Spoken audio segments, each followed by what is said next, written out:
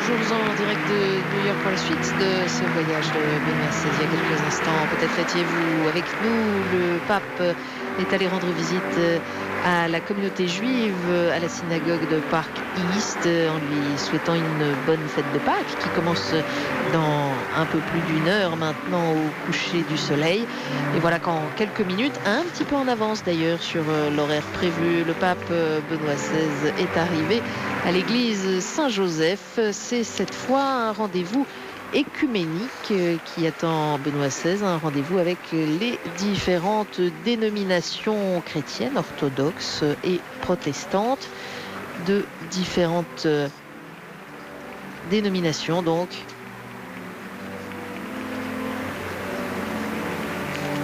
Nous allons suivre en direct ce moment de rencontre et ce moment de prière.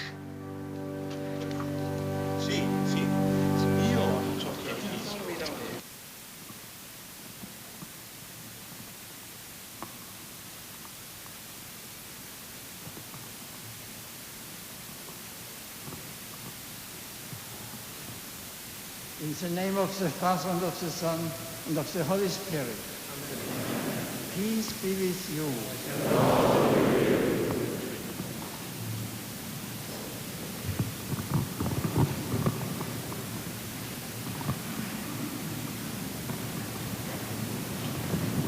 Please be seated.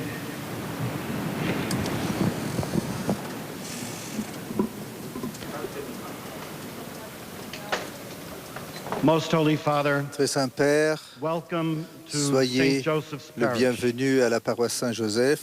This community of faith was Cette communauté established in fut créée 1873 en 1873 the German Catholics pour être au residing service des in the catholiques Yorkville area of d'origine the borough of allemande Manhattan. résidant dans le borough de 1894, Manhattan.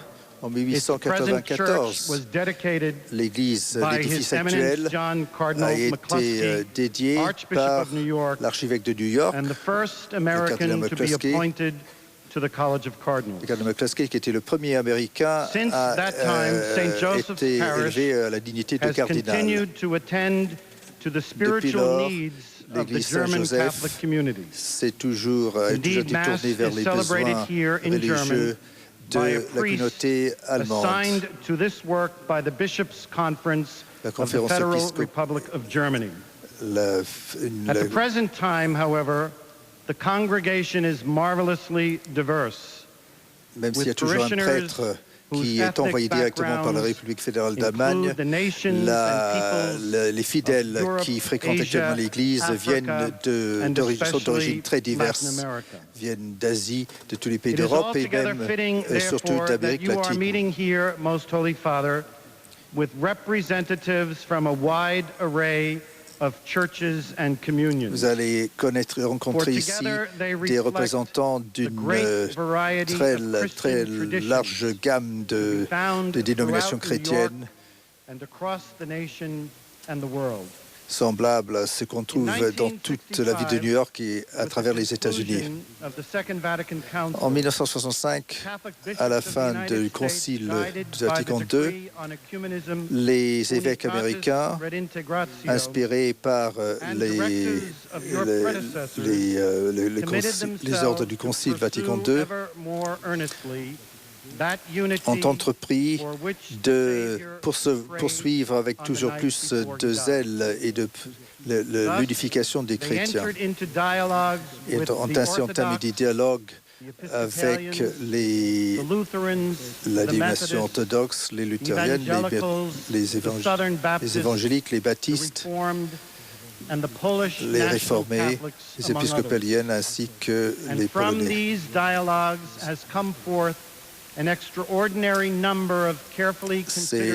Ces dialogues ont permis de formuler un grand nombre de déclarations communes. Il reste bien évidemment beaucoup à faire, surtout dans nos paroisses et dans nos congrégations, où les prières œcuméniques, les débats théologiques et la recherche de la justice et de la charité, comme de la paix, doivent être promus et encouragés dans la fidélité et dans l'espérance dans la providence de Dieu. C'est dans cet esprit que nous vous souhaitons une fois de plus le bienvenu, notre engagement en faveur de l'écuménisme, et nous vous in your splendid encyclical letters, God is love and saved by hope. Dans vos lettres encycliques, vous avez insisté sur les points qui restent à résoudre dans ce dialogue. And genuine affection in Jesus Christ, the one Lord and Savior of us all. Voilà les paroles d'accueil de Monseigneur Dennis Sullivan. Il est à la fois le vicaire général de l'archidiocèse de New York et l'administrateur de cette paroisse Saint-Joseph.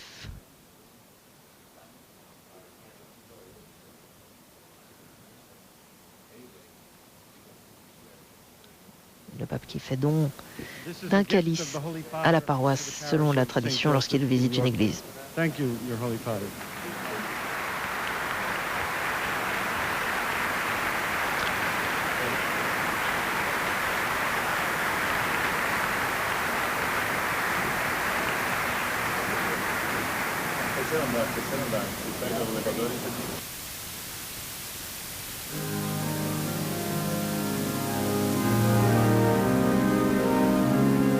Et c'est avec une hymne que nous entrons dans la prière.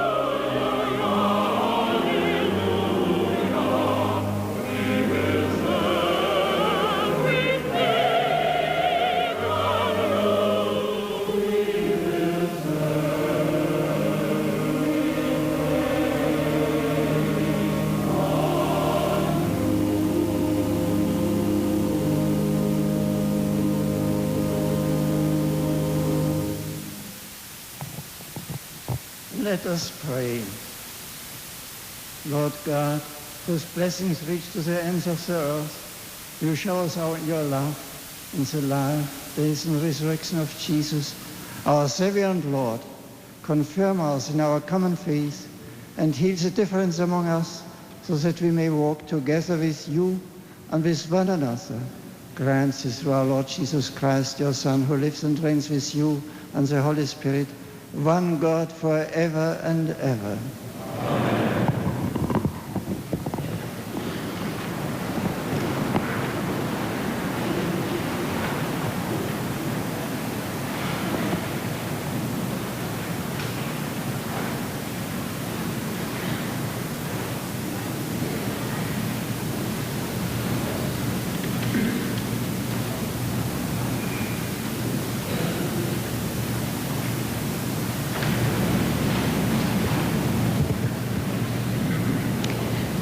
A reading from the letter of Saint Paul to the Ephesians.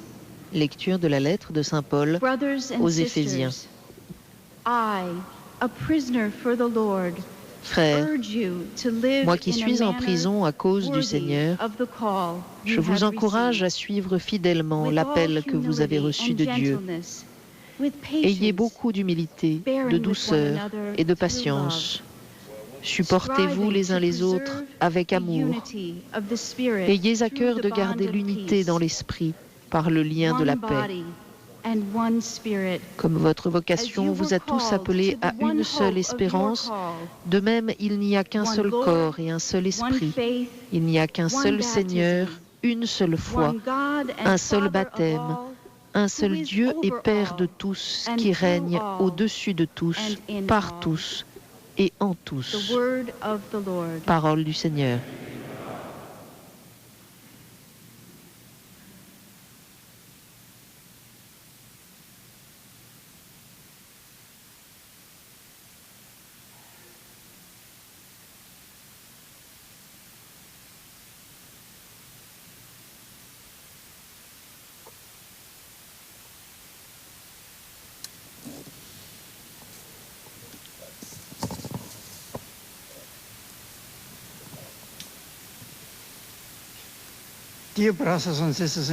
Chers frères et sœurs dans le Christ, mon cœur est comble de gratitude envers Dieu, Père de tous, qui règne au-dessus de tous, par tous et en tous.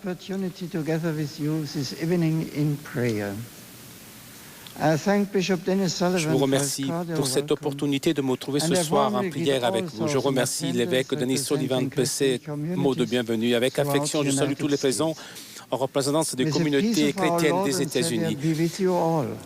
Par vous, je voudrais exprimer mon appréciation pour l'inestimable travail de tous ceux qui sont engagés dans l'œcuménisme. The Catholic Bishop Secretariat for Ecumenical and Interreligious Affairs, and many others. Beaucoup d'autres. La contribution offerte au mouvement œcuménique des chrétiens des États-Unis est perçue dans le monde entier. Je vous encourage tous à persévérer en faisant toujours confiance sous la grâce de Dieu ressuscité, que nous nous efforçons de servir pour obtenir l'obéissance de la foi et la gloire en son nom. Nous venons d'entendre le texte des Écritures où Paul, le prisonnier du Seigneur, formule son appel pressant aux membres de la communauté chrétienne d'Éphèse. Je vous exhorte à vous comporter de façon digne de la vocation que vous avez reçue, en essayant de garder l'unité de l'esprit par le lien de la paix.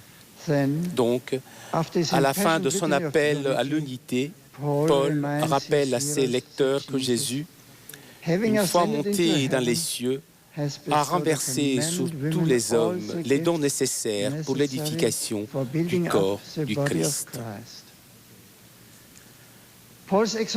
Avec autant de force résonnent aujourd'hui l'exhortation de Paul.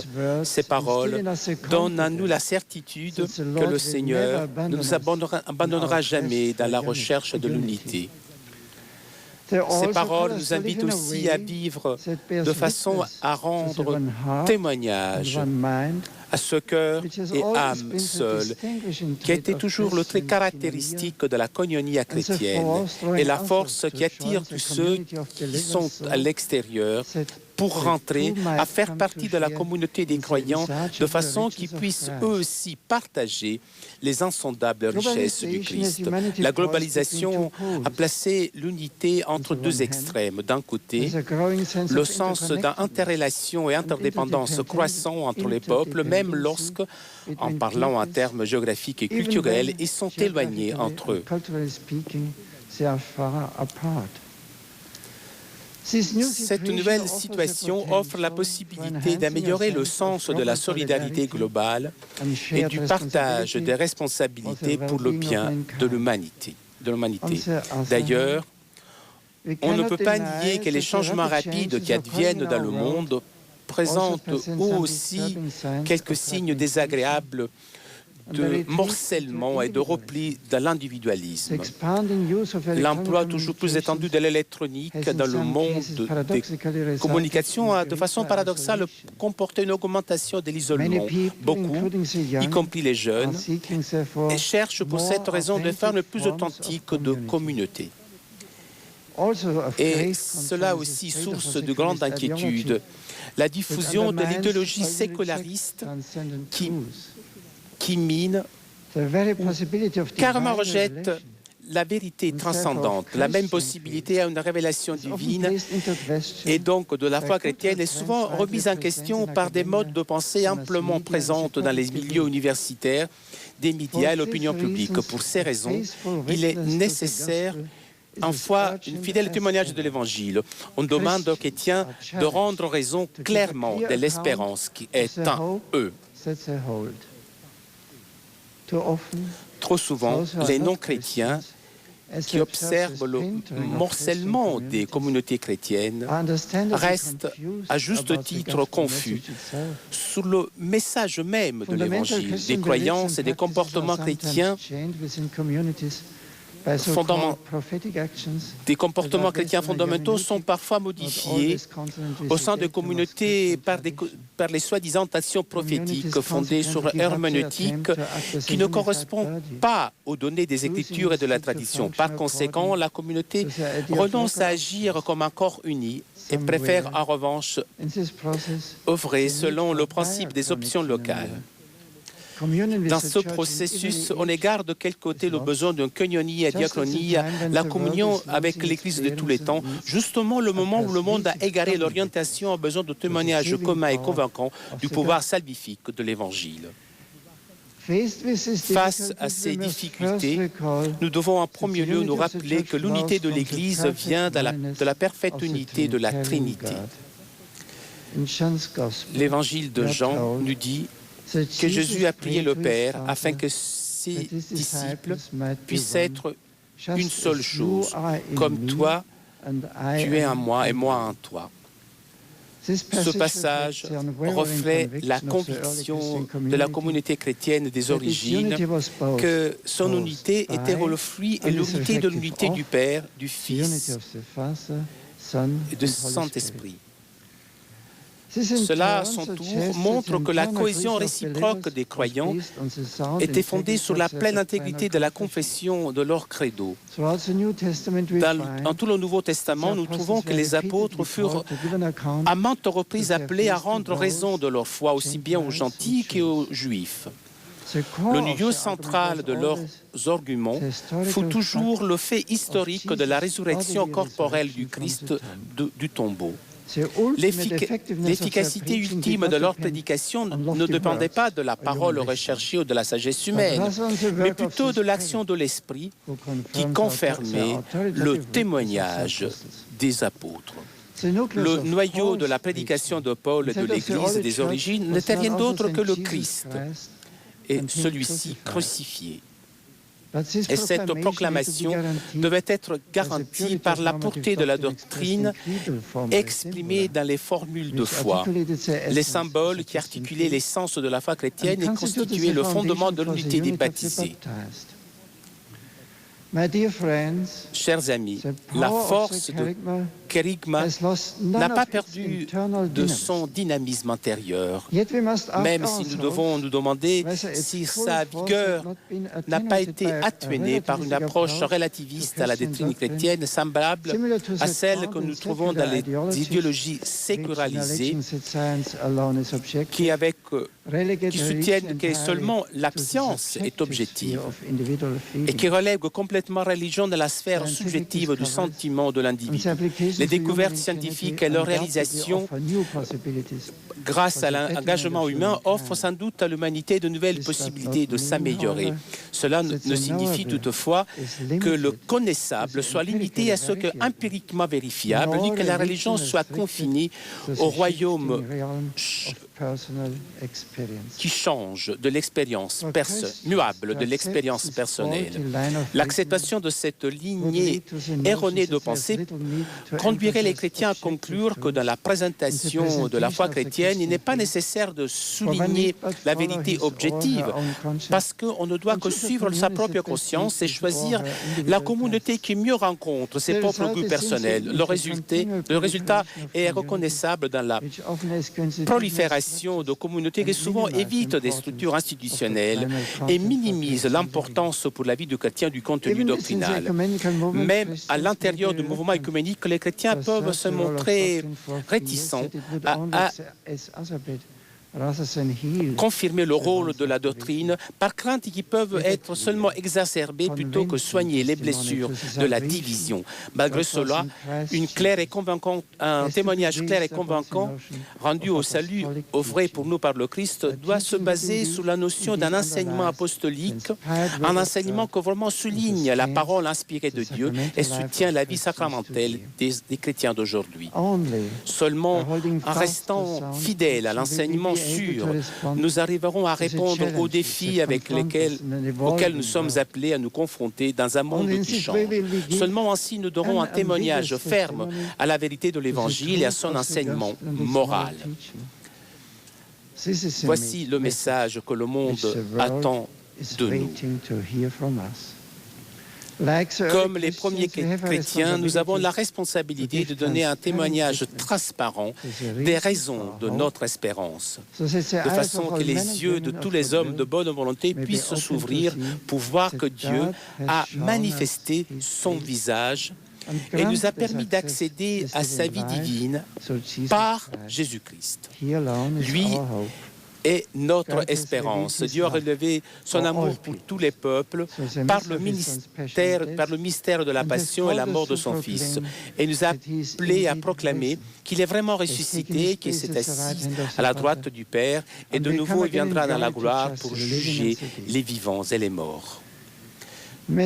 Puisse la parole de Dieu que ce soir nous avons entendu enflammer l'espérance, enflammer d'espérance nos cœurs sur le chemin de l'unité. Puisse cette rencontre de prière être un exemple sur la centralité de la prière dans le mouvement œcuménique.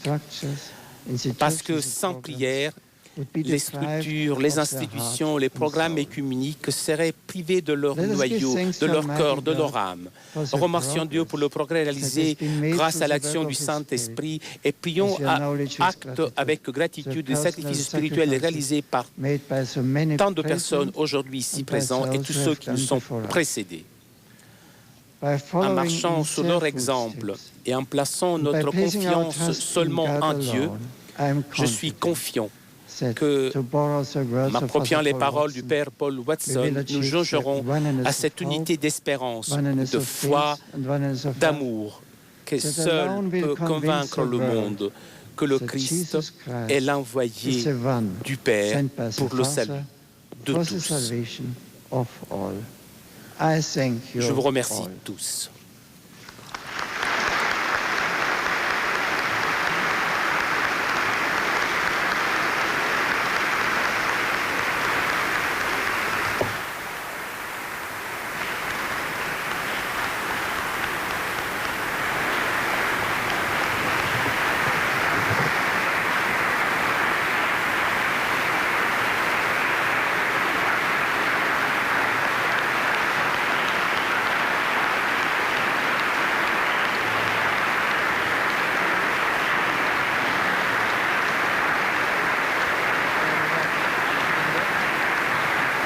Après cet effort, cet appel à un effort très net pour l'unité des chrétiens, cette prière œcuménique se poursuit en direct de l'église Saint-Joseph.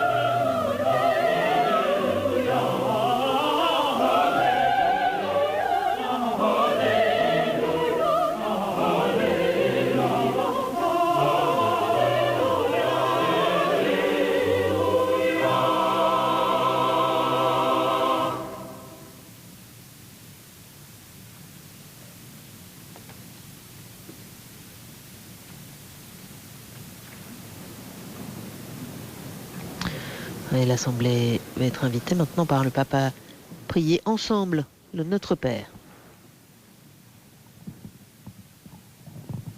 Let us pray with confidence to the Father in the words our Savior gave us.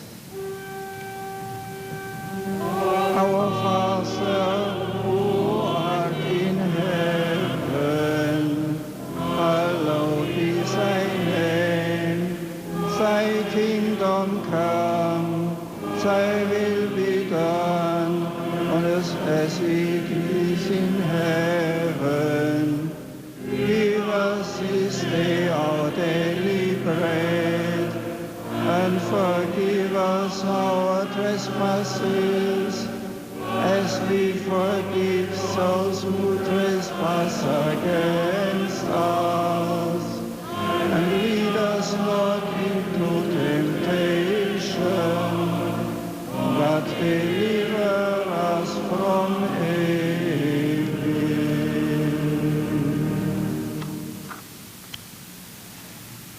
May the gift of God unite us in faith, hope and love, now and forever. Amen. May Almighty God bless you, the Father, and the Son, and the Holy Spirit. Amen.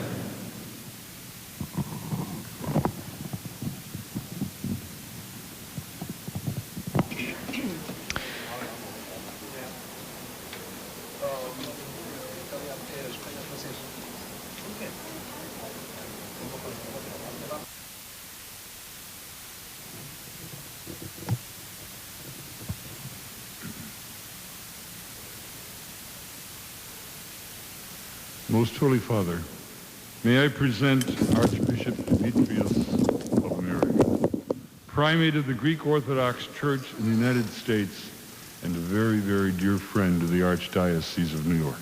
Bon, présenter le primat de l'Église orthodoxe grecque, présenté comme un très cher ami du diocèse donc catholique de New York. Your Holiness, may I present Archbishop Kayang Barsamian, Primate of the Eastern Diocese of the Armenian Church in America. Donc, primat de diocèse américain de l'Église arménienne.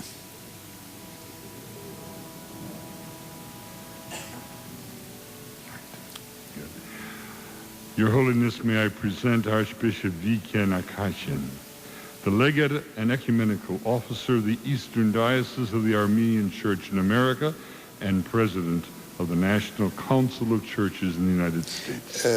Ce prélat, qui est également arménien, est le président du Conseil des Églises américains. Representing the presiding Bishop Mark Hansen of the Evangelical Lutheran Church in America. Cardinal Egan, qui présente au pape les uns après les autres, les uns après les autres, un certain nombre de responsables de différentes églises, de différentes dénominations. Eliane Rennes est toujours avec nous en direct de New York ici. Eliane, ici, il y a beaucoup de différentes dénominations chrétiennes.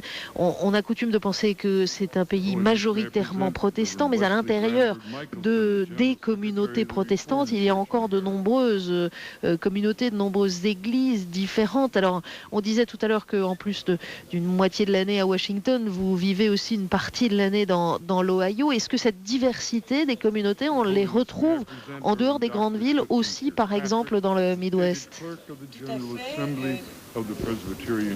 Tout à fait. Dans mon village, par exemple, nous avons pour 1500 habitants 3 églises de confession chrétienne différentes. La première étant la mienne, l'église catholique. Il y a ensuite les presbytériens, il y a les méthodistes.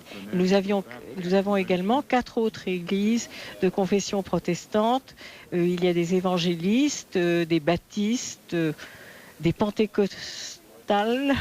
Pentecôtistes, oui. Et alors, est-ce que ces différentes communautés, est-ce que ça joue un rôle dans la ville d'être catholique ou d'être pentecôtiste ou d'être évangélique ou presbytérien? Oui.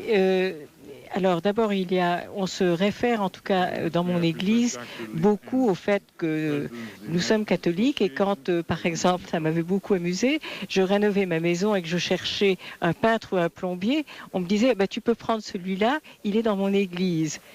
Ça m'assurait peut-être le fait qu'il était très bon catholique, mais pas forcément que c'était le meilleur peintre. Mais enfin, c'était comme ça que ça se passait. C'est une manière de s'identifier, de se présenter, de dire moi je suis de telle église, moi je suis catholique, moi je suis... Et très souvent, on se présente, quand on est dans un cercle plus ou moins d'église, on se présente comme étant de telle paroisse. Et voilà ce qu'on fait dans sa paroisse avant de dire je suis avocat ou je suis médecin. Ça m'avait beaucoup frappé à Washington à une certaine époque où je travaillais avec des groupes laïcs catholiques. Alors c'est le moyen de s'identifier, mais est-ce que malgré tout ces différents groupes travaillent ensemble, font des choses ensemble? Alors dans mon village, nous travaillons ensemble. Par exemple, nous occupons d'un food bank qui est dans la ville d'à côté, c'est-à-dire un endroit où on a une banque alimentaire. Et pour ça, les églises, en tout cas les 3 principales églises de mon village, se réunissent pour trouver la nourriture, la réclamer. Ce sont les presbytériens qui l'entreposent. Enfin, c'est un travail tout à fait en commun. Également, l'été, il y a le Vacation Bible School, qui est une petite semaine de 5 jours où les enfants du village, quelle que soit leur confession chrétienne, viennent ensemble. Il y en a même d'ailleurs dont les parents ne vont absolument à aucune église, surtout dans un appartement qui regroupe des gens extrêmement pauvres et qui sont assez en transit dans le village. Et alors, pendant ces quelques jours, on les nourrit à midi, on leur donne des snacks, on leur fait le caté, plus ou moins, avec beaucoup d'images, d'audiovisuels, on les fait peindre. Chaque église présente par exemple un aspect de la Bible. Une année, ça sera les voyages de Saint Paul. Enfin, il y a différentes choses comme ça. Donc, on fait des choses comme ça en commun, plus des prières, bien sûr, pour l'unité. Donc des activités faites ensemble et on trouve là l'écho dans ce que vous venez de nous dire de ce que vient de souligner Benoît XVI, la nécessité pour les fidèles du Christ de témoigner de leur foi, de témoigner ensemble, d'être des témoins fidèles de l'Évangile face à un relativisme qui prend beaucoup de place dans la société, un individualisme aussi qui prend beaucoup de place dans la société. Les paroles très fortes de Benoît XVI dans cet appel à l'unité qui est l'un des fondements de son pontificat. On se rappelle qu'il avait dit dès le discours, l'homélie au cours de la messe d'inauguration du pontificat qu'il s'agissait d'une des missions essentielles du successeur de Pierre.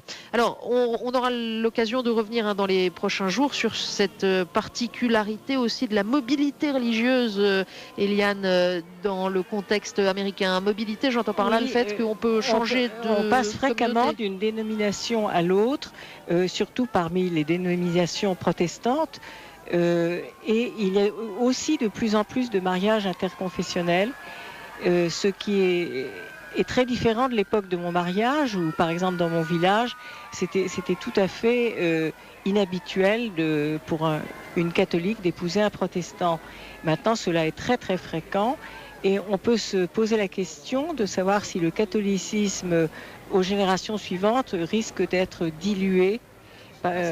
Justement, Benoît XVI, dans son discours, il ne s'agit pas que chacun fasse son marché en quelque sorte ou prenne dans la doctrine ou dans telle ou telle dénomination ce qui lui est confortable à titre personnel. Le Pape a appelé à revenir à l'Évangile, à revenir au contenu de la foi. Merci beaucoup Eliane pour ces éclairages qui nous aident à comprendre la mentalité, la réalité américaine ici en direct de New York. On se retrouvera dès demain. Demain, rendez-vous important là encore dans l'agenda de Benoît XVI pour cette deuxième journée de la visite à Moscou. Demain samedi, il y aura d'abord la Sainte Messe présidée par le Pape à la cathédrale new-yorkaise Saint-Patrick en présence des prêtres religieux, religieuses, personnes consacrées. Ce sera à suivre à partir de 15h15 heure française. Et puis autre grand rendez-vous demain après-midi avec la jeunesse et particulièrement avec les séminaristes au séminaire Saint-Joseph. Ce sera cette fois dans la soirée à suivre à 22h30. Voilà. voilà pour les prochains rendez-vous. Mais d'ici là, vous retrouverez également quelques éclairages sur les temps forts de cette journée avec les flashs